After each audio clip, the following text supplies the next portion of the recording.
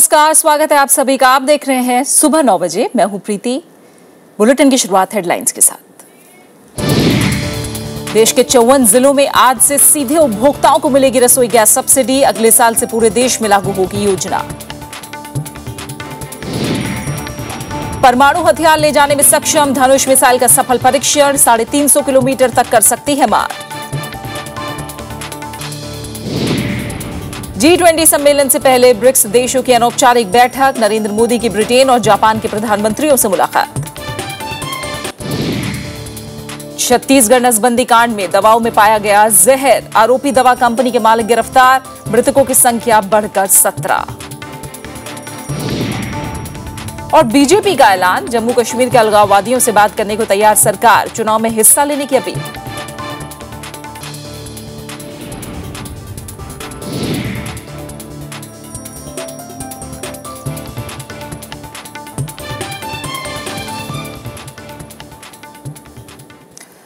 रसोई gas subsidy सीधे उपभोक्ताओं के खाते में भेजने की योजना आज से शुरू हो रही है।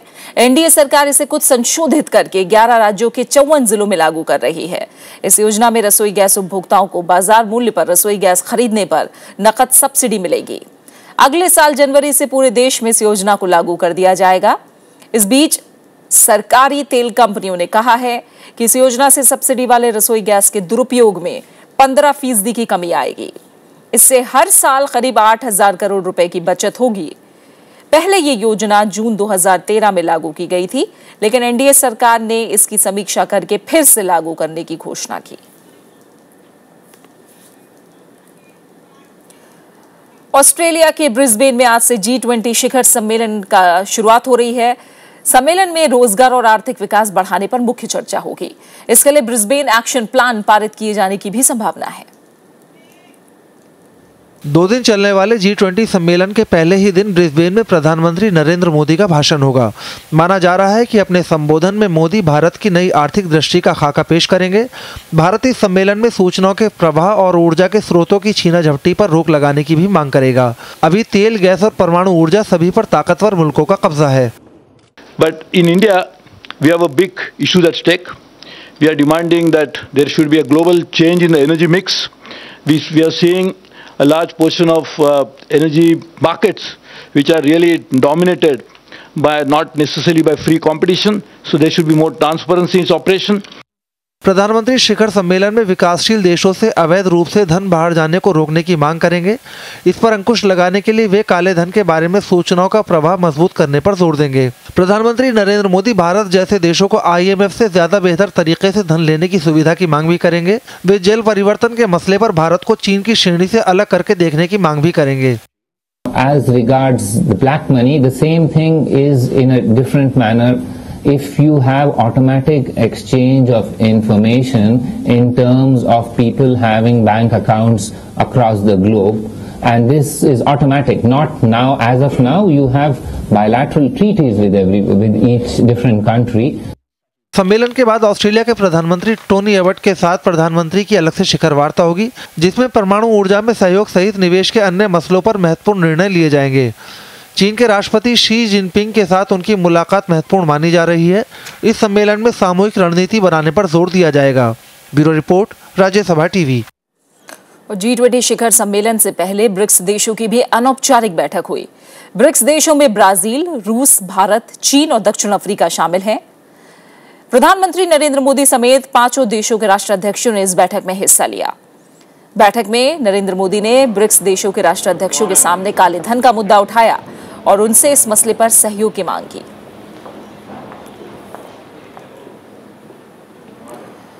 प्रधानमंत्री नरेंद्र मोदी ने ब्रिस्बेन में कई देशों के प्रमुखों से मुलाकात की। इनमें ब्रिटेन और जापान के प्रधानमंत्री शामिल हैं।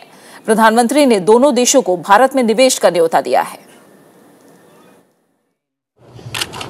प्रधानमंत्री ने इंग्लैंड के प्रधानमंत्री डेविड कैमरॉन से मुलाकात की। दोनों देशों ने आपसी संबंधों पर चर्चा की। ब्रिटेन ने भरोसा दिलाया कि भारत के साथ संबंध ब्रिटेन की विदेश नीति की उच्च प्राथमिकताओं में शामिल है। इसके बाद प्रधानमंत्री ने यूरोपीय संघ के अध्यक्ष हरमन वॉन रॉम्पे से मुलाकात की। उन्होंने यूरोपीय देशों से भारत में नई आर्थिक परिवेश का फायदा उठाने का आग्रह किया।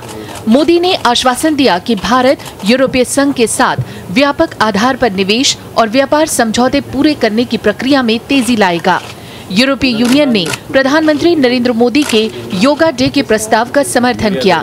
सभी बैठकों में आतंकवाद को धर्म से जोड़ने पर चिंता जताई गई। The need to de-link terrorism from religion, from terrorism, and there was a resonance in all the three meetings that he had for that, and there was a general acceptance and willingness to address these issues. How this was only a conceptual reference made during the discussion. Japan के प्रधानमंत्री Shinzo Abe ने प्रधानमंत्री मोदी के सम्मान में रात्रि भोज का आयोजन किया। उन्होंने अहमदाबाद और मुंबई के बीच महत्वाकांक्षी बुलेट ट्रेन परियोजना और क्योतो की तरह वाराणसी के विकास के बारे में भी चर्चा की। इसके पहले प्रधानमंत्री क्वींसलैंड यूनिवर्सिटी ऑफ टेक्नोलॉजी पहुंचे। वहां भी प्रधानमंत्री ने स्वच्छता से अपने लगाव को दिखाया। क्वींसलैंड यूनिवर्सिटी में उन्होंने कई तकनीकी प्रोजेक्ट्स में अपनी दिलचस्पी जताई। Bureau report, Rajya Sabha TV. Britain, Japan और यूरोपीय संघ के शीर्ष नेताओं ने भारत और अमेरिका के बीच हुए खाद्य सुरक्षा समझौते का स्वागत किया है। इन देशों ने विश्व व्यापार संगठन की दिसंबर में होने वाली बैठक में भी समर्थन का भरोसा दिलाया है। One of the main themes that emerged was immense support for the India-US agreements in terms of what was agreed to yesterday to take forward to the WTO, an understanding which India and the EU had reached. Haryana से राज्यसभा की 2 खाली सीटों के लिए 5 दिसंबर को उपचुनाव होगा। उपचुनाव के लिए अधिसूचना 18 नवंबर को जारी की जाएगी। नामांकन दाखिल करने की आखिरी तारीख 25 नवंबर होगी। अगले दिन नामांकन पत्रों की जांच होगी और 28 नवंबर तक नाम वापस लिए जा सकेंगे। राज्यसभा की ये सीटें वीरेंद्र सिंह और रणबीर सिंह प्रजापति के इस्तीफा देने की वजह से खाली हुई हैं। वीरेंद्र सिंह ने 28 अगस्त को, जबकि रणबीर सिंह प्रजापति ने 1 नवंबर को इस्तीफा दिया था। जम्मू कश्मीर में दूसरे चरण के चुनाव के लिए 95 उम्मीदवारों ने नामांकन दाखिल किया है। दूसरे चरण के लिए 9 विधानसभा सीटों पर 2 दिसंबर को मतदान होना है। निर्वाचन आयोग ने राज्य में होने वाले विधानसभा चुनाव के तीसरे चरण के लिए अधिसूचना जारी कर दी है। इस चरण में जम्मू कश्मीर के 16 निर्वाचन क्षेत्रों में 9 दिसंबर को मतदान होगा। नामांकन भरने की आखिरी तारीख 21 नवंबर है। 22 नवंबर को नामांकन पत्रों की जांच होगी। 24 नवंबर तक नाम वापस लिए जा सकते हैं।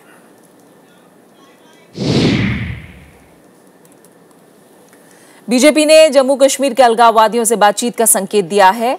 पार्टी के राष्ट्रीय प्रवक्ता राम माधव ने कल कहा कि अलगाववादियों को सीधे प्रधानमंत्री से बात करनी चाहिए। उन्होंने कहा कि बातचीत से ही समस्याओं का हल निकल सकता है। साथ ही उन्होंने कहा कि राज्य के विकास के लिए अलगाववादियों को चुनाव में हिस्सा लेना चाहिए। बीजेपी के मुताबिक कश्मीर के विकास की बात करने वाले हर नेता का पार्टी में स्वागत है।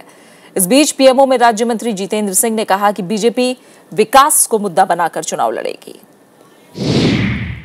हमारा एजेंडा है डेवलपमेंट का एजेंडा, विकास का एजेंडा, और जैसे राम माधव जी ने कहा, to provide this state for the first time perhaps after many years a governance which is good governance, which is easy governance, at the same time which is free from corruption, which is free from dynasty rule. Congress ने महाराष्ट्र की BJP सरकार से दोबारा बहुमत साबित करने की मांग की है। पार्टी के प्रतिनिधिमंडल ने राज्यपाल से मिलकर ये मांग रखी। इस बीच विश्वास मत के खिलाफ बॉम्बे हाईकोर्ट में जनहित याचिका दायर की गई है। महाराष्ट्र कांग्रेस के नेताओं ने कल राज्यपाल सी विद्यासागर राव से मुलाकात की। कांग्रेस नेताओं ने बताया कि विश्वास मत के दौरान राज्यपाल के निर्देशों का पालन नहीं हुआ, इसलिए बीजेपी सरकार को दोबारा बहुमत साबित करने को कहा जाए।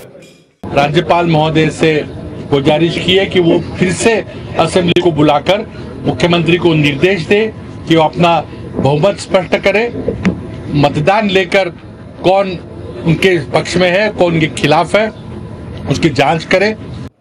कांग्रेस नेताओं ने राज्यपाल से कहा कि जब तक सरकार दोबारा विश्वास मत हासिल नहीं कर लेती, उसके सभी फैसलों को स्थगित रखा जाए। पार्टी ने 5 विधायकों को 2 साल के लिए निलंबित करने के फैसले पर भी आपत्ति दर्ज कराई। जो भी हमारे एमएलए जिस तरीके से सस्पेंड हुए हैं वो गैर तरीके से हुए हैं। उन्होंने कोई इस तरीके से बात वहां पर नहीं हुई है, फिर भी कानून में पॉलिटिकली हमारे ऊपर इस तरीके का इल्जाम लगा रहे हैं। ताकि कुछ सदस्य उसमें से हमारे निकल जाए और उनके लिए आगे के लिए सुविधा हो। इस बीच बॉम्बे हाईकोर्ट में एक जनहित याचिका दायर की गई है। याचिका में 12 नवंबर को देवेंद्र फडणवीस सरकार की ओर से हासिल विश्वास मत को रद्द करने की मांग की गई है। इसमें स्पीकर, राज्य सरकार और मुख्यमंत्री को पक्ष बनाया गया है। याचिका में 12 नवंबर की विधानसभा की कार्रवाई की वीडियो रिकॉर्डिंग मंगाने की मांग भी की गई है। Bureau report, Rajya Sabha TV.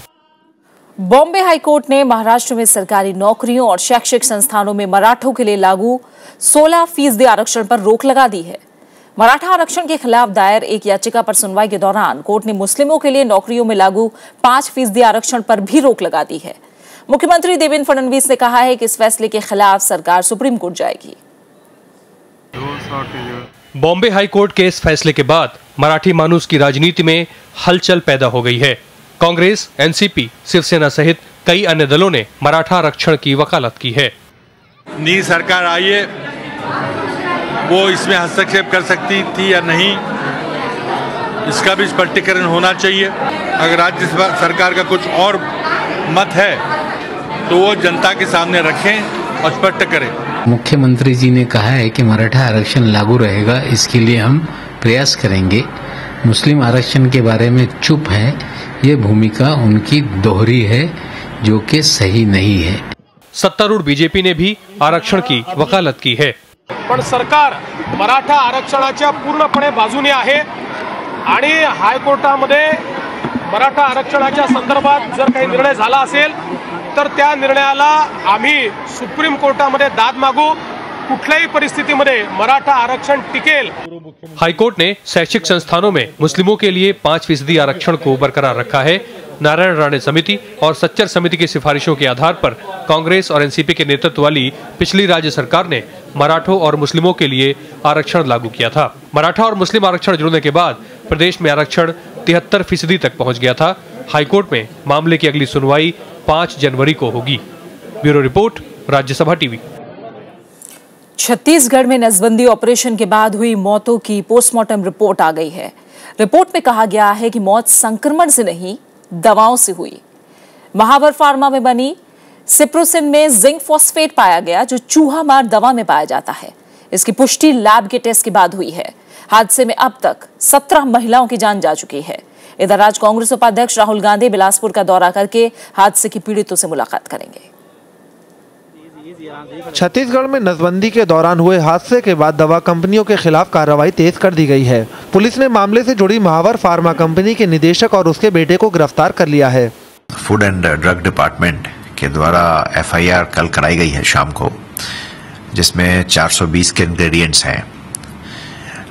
जिन शर्तों पे इनके द्वारा बताया गया था कि ड्रग्स को सप्लाई किया जाएगा गवर्नमेंट को, उन शर्तों का पालन नहीं किया गया।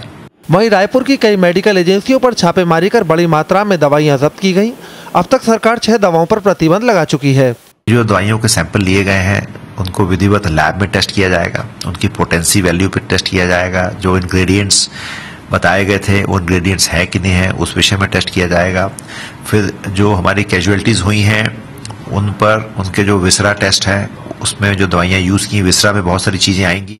इधर कांग्रेस उपाध्यक्ष राहुल गांधी आज बिलासपुर का दौरा करेंगे। वो नसबंदी कांड के पीड़ितों और उनके परिजनों से मुलाकात करेंगे। राज्य सरकार ने मामले की न्यायिक जांच का जिम्मा रिटायर्ड जज अनीता झा को सौंपा है, जो 3 महीने के भीतर जांच रिपोर्ट पेश करेंगी।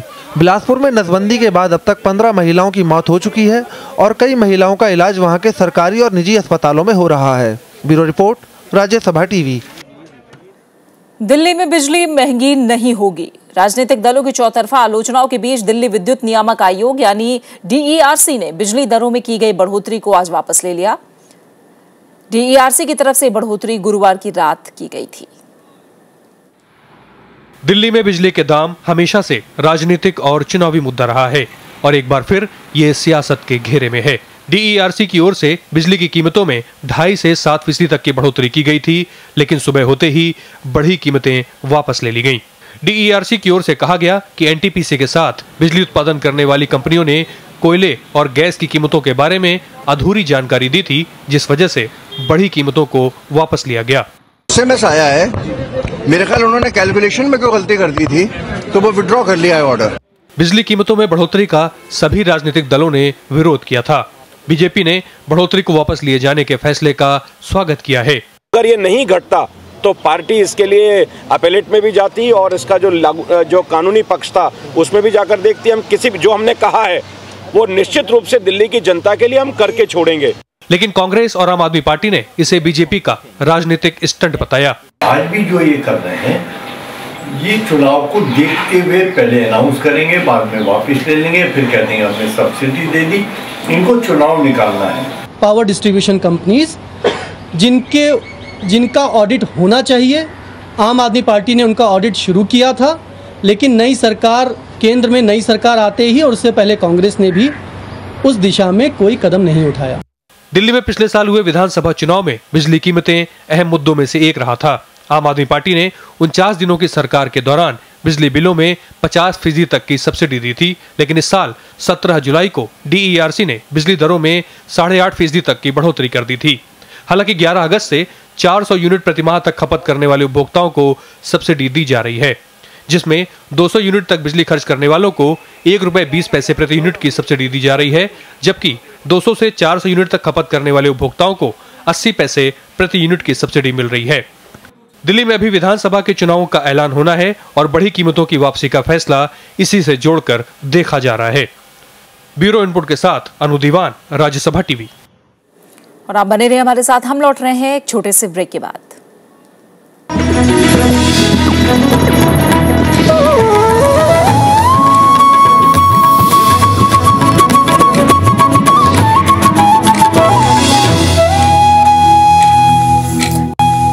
बुलेटिन में बात करते हैं कुछ और अहम खबरों की। गृह मंत्रालय ने आतंकवाद विरोधी उपायों को मजबूत करने का निर्देश दिया है। गृह मंत्री राजनाथ सिंह ने कल सभी सुरक्षा और खुफिया एजेंसियों की बैठक ली। इसमें सुरक्षा और खुफिया एजेंसियों के बीच बेहतर तालमेल बनाने पर जोर दिया गया। साथ ही गृह मंत्री ने केंद्र और राज्य सरकार की एजेंसियों के बीच भी तालमेल बढ़ाने की बात कही है। उन्होंने कहा कि देश में काम कर रहे 60 लाख निजी सुरक्षा गार्डों को भी इस मुहिम में शामिल किया जाए। साथ ही कहा कि किसी भी संदिग्ध हालात की जानकारी देने के लिए लोगों के बीच जागरूकता बढ़ाई जानी चाहिए। राष्ट्रीय मानवाधिकार आयोग ने देश में विचाराधीन कैदियों की हालत पर चिंता जताई है। हालांकि गृह मंत्रालय ने ऐसे कैदियों के मामले निपटाने के लिए जल्द कार्रवाई करने का भरोसा दिलाया है। दिल्ली के इंडिया इंटरनेशनल सेंटर में आयोजित इस सेमिनार में कैदियों की हालत में सुधार पर चर्चा हुई। राष्ट्रीय मानवाधिकार आयोग कई बार अपनी रिपोर्ट में देश भर की जेलों में बंद कैदियों की हालत पर चिंता जता चुका है। NHRC की ऐसी रिपोर्टों से गृह मंत्रालय भी वाकिफ है। केंद्रीय गृह मंत्री राजनाथ सिंह के मुताबिक मंत्रालय जल्द ही राज्य सरकारों पर इस पर अमल करने को कहेगा। मैं आपको आश्वस्त करना चाहता हूं कि आपकी जो रिकमेंडेशंस हैं, उन रिकमेंडेशंस को प्रॉपरली इम्प्लीमेंट करने के लिए और सभी राज्य सरकारों से इसे इम्प्लीमेंट कराने के लिए जिस भी प्रकार की एफर्ट्स की जरूरत होगी, हमारी तरफ से एफर्ट्स में कमी नहीं रहेगी। पिछले साल तिहाड़ जेल की वार्षिक समीक्षा रिपोर्ट 2013 के मुताबिक देश भर में 1382 जेल हैं, जिनमें 3 लाख से ज्यादा कैदी बंद हैं। इसी साल फरवरी में राज्यसभा में पूछे गए सवाल के जवाब में यूपीए सरकार में गृह मंत्री सुशील कुमार शिंदे ने बताया कि 5 साल से जेलों में बंद विचाराधीन कैदियों की संख्या 2028 है। राष्ट्रीय मानवाधिकार आयोग मानता है कि देश भर में विचाराधीन कैदियों की संख्या में लगातार इजाफा हो रहा है, जबकि जेलों में कैदियों को रख पाने की क्षमता काफी कम है। इस वजह से कैदियों को बुनियादी सुविधाओं से वंचित रखा जा रहा है। विपिन चौहान, राज्यसभा टीवी। सीबीआई ने चिटफंड घोटाले में कंपनियों के खिलाफ 5 नए मामले दर्ज किए हैं। सभी कंपनियां पश्चिम बंगाल में हैं। एजेंसी के सूत्रों के मुताबिक इनमें Angel group of company, PAFL Industries Limited, Royal International Trading, Win Railcon Limited और आजदा एग्रो प्रोजेक्ट शामिल हैं। इन कंपनियों के प्रबंध निदेशकों और निदेशकों के खिलाफ मामला दर्ज किया गया है। सीबीआई के मुताबिक शारदा ग्रुप की कंपनियों के बाद ये दूसरी FIR है। इन पर विश्वास तोड़ना, धोखाधड़ी, आपराधिक साजिश जैसे आरोप लगाए गए हैं। चीन की सेना भारत से लगती सीमा पर पाकिस्तानी फौज को ट्रेनिंग दे रही है। BSF का खुफिया इकाई की एक रिपोर्ट में खुलासा हुआ है। समाचार एजेंसी PTI के मुताबिक रिपोर्ट में कहा गया है कि राजौरी सेक्टर से लगती अंतर्राष्ट्रीय सीमा के पास इन गतिविधियों का पता चला है। वहीं श्रीगंगानगर सेक्टर में पाक रेंजर्स की कुछ चौकियों पर अब पाकिस्तानी सेना के जवान तैनात हैं। बीएसएफ की खुफिया एजेंसी ने सीमा पार से मिले संदेशों के आधार पर कहा कि पाकिस्तानी सेना रणनीतिक रूप से अहम चौकियों पर शार्प शूटरों को तैनात कर रही है। भारत ने कल पृथ्वी 2 और धनुष मिसाइल का सफल परीक्षण किया।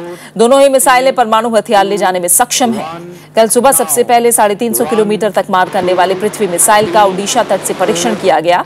इसके 9 घंटे बाद धनुष मिसाइल का परीक्षण हुआ। धनुष पृथ्वी मिसाइल का ही एक रूप है जो नौसेना के लिए तैयार किया गया है। दोनों ही मिसाइलें जमीन से जमीन पर मार करने वाली हैं। पृथ्वी 2 मिसाइल 500 से 1000 किलो तक का हथियार ले जा सकती है। पृथ्वी 2 मिसाइल को 2003 में सेना में शामिल किया जा चुका है।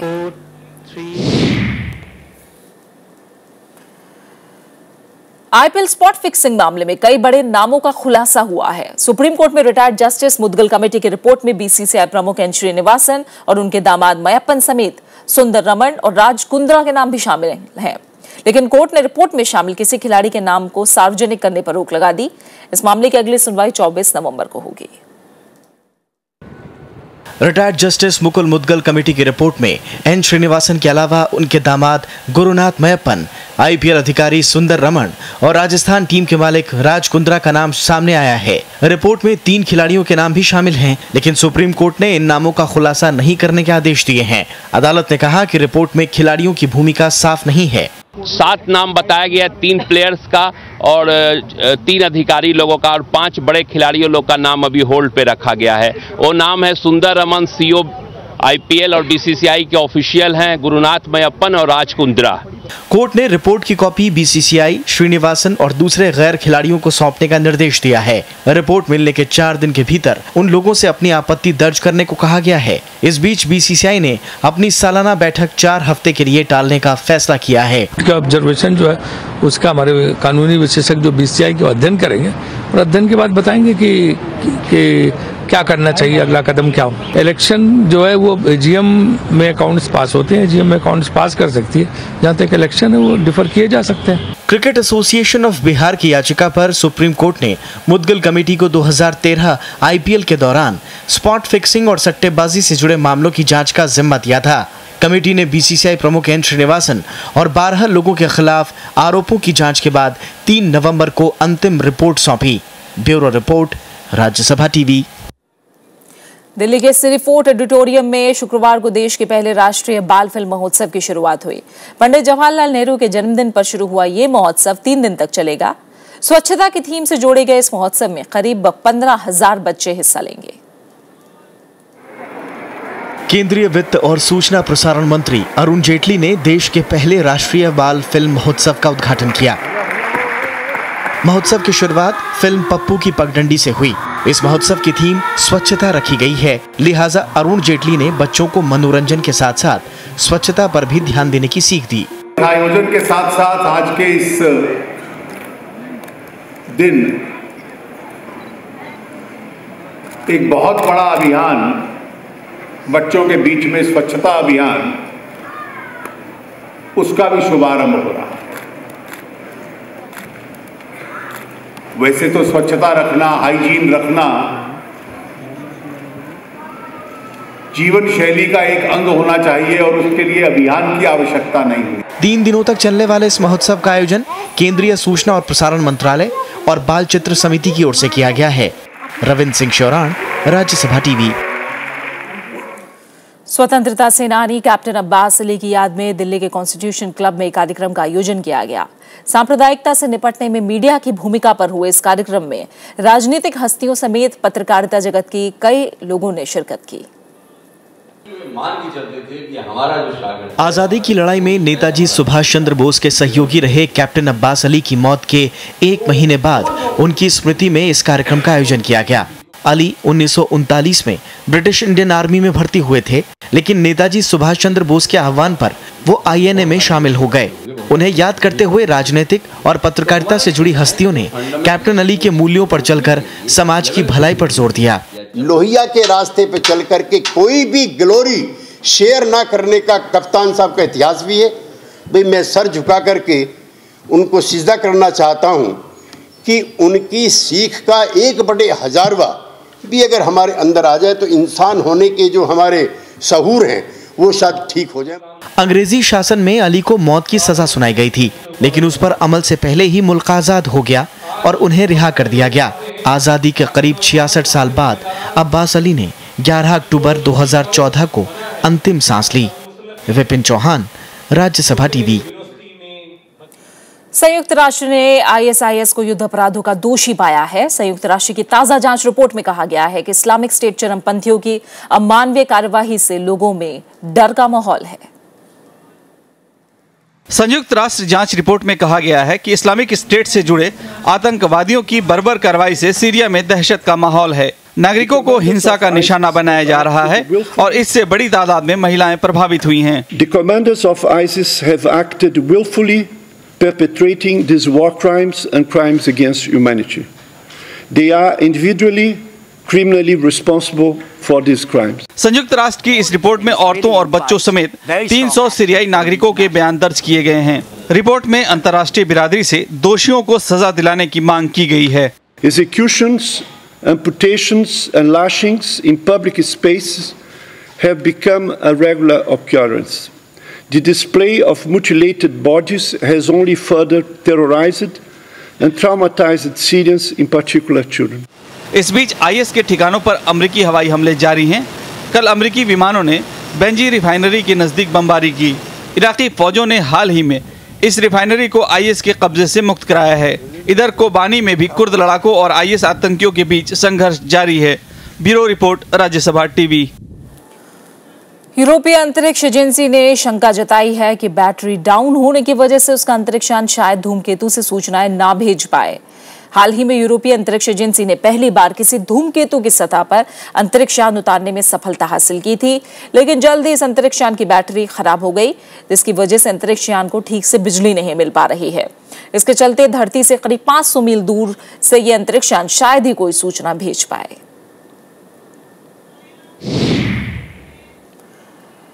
रूस के सोची में विश्व शतरंज चैंपियनशिप में विश्वनाथन आनंद और मैग्नस कार्लसन के बीच आज छठी बाजी खेली जाएगी। इससे पहले पांचवी बाजी भी ड्रॉ रही।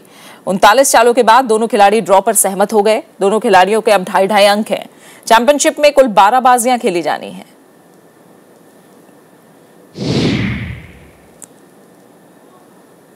और इसी के साथ फिलहाल इस बुलेटिन में इतना ही। जाते जाते एक नजर हेडलाइंस पर।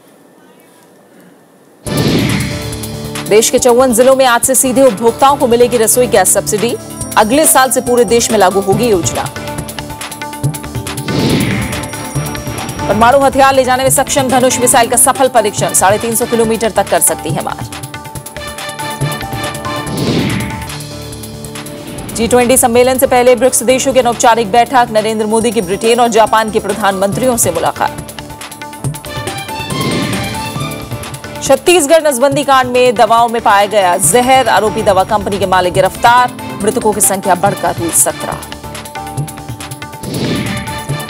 और बीजेपी का ऐलान। जम्मू कश्मीर के अलगाववादियों से बात करने को तैयार सरकार। चुनाव में हिस्सा लेने की अपील।